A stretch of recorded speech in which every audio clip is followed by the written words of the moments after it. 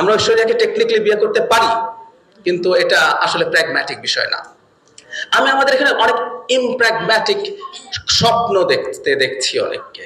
আমাদের সবচেয়ে বড় সংকট তৈরি হবে, এবং হয় কি, যে স্বপ্নটা আসলে বাস্তব হবে না সেই স্বপ্নটাকেও যদি আমি সুন্দর মতো প্রেজেন্ট করতে পারি, আমরা অনেকে খুব খুশি হব। যেমন ধরুন, আমি আপনাদের সামনে যদি বলি, ওরা থাকলে সবচেয়ে ভালো হতো, বৈষম্য বিরোধী ছাত্র আন্দোলন ঘোষণা করেছে তারা প্রোক্লেমেশন অফ রিপাবলিক চায়, তারা নতুন কনস্টিটিউশন চায়।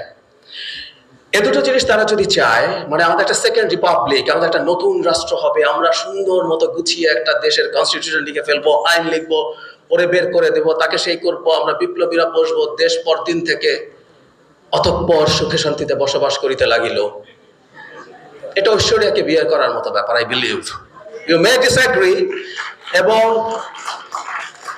এবং আই ফরগট হু সেড, কিন্তু আমি একটু যোগ করি, কে যেন বলেছেন, ছাত্রে বা কেমন ছাত্রী সম্ভবত বলেছেন, মানে 20 বছর বয়সে যে কমিউনিস্ট হয় না, একটা গালি দিয়েছে যে সে এটা, আবার 40-এর পর যে কমিউনিজম ছাড়ে না সে এটা। আমি 40 পার যেহেতু হয়েছি বেশ কিছুদিন আগেই, আমি আর অত স্বপ্ন দেখি না। যে স্বপ্নটা প্র্যাকটিক্যাল না সেই স্বপ্নটা দেখার সমস্যা আছে বলে আমি মনে করি, এবং এটাই বিভেদের ভূমি বা ভিত্তি তৈরি করছে। এখন সমস্যাটা কোন জায়গায় গিয়ে দাঁড়াচ্ছে খেয়াল করুন। আমরা কেউ কেউ আছি, আমরা দেখতে শুরু করছি দেশটাকে এভাবে এভাবে করবো, এভাবে এভাবে করলে আমাদের দেশটা সঠিক হয়ে যাবে। একটা গণতন্ত্রের ট্রান্সফরমেশন এভাবে হয় না, পৃথিবীর কোনো দেশে হয়নি। এবং কেউ যদি মনে করেন বিপ্লব করবেন, আমি বিপ্লবেও বিশ্বাসী না। এই ডিবেট কিন্তু হয়েছে যে আমাদের এখানে যেটা ঘটলো এটা বিপ্লব না গণ অভ্যুত্থান। ফ্রম ডে ওয়ান আমি বলেছি এটা কখনোই বিপ্লব ছিল না।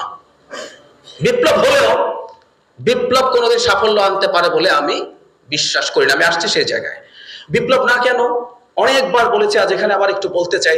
এই কারণে কেউ কেউ বিপ্লব হয়েছে বলে সবকিছু শেষ হয়ে গেছে, সব ব্যবস্থা শেষ, সব কনস্টিটিউশন শেষ, নতুন করে করবো, এই আলাপটা আনার চেষ্টা করা হচ্ছে।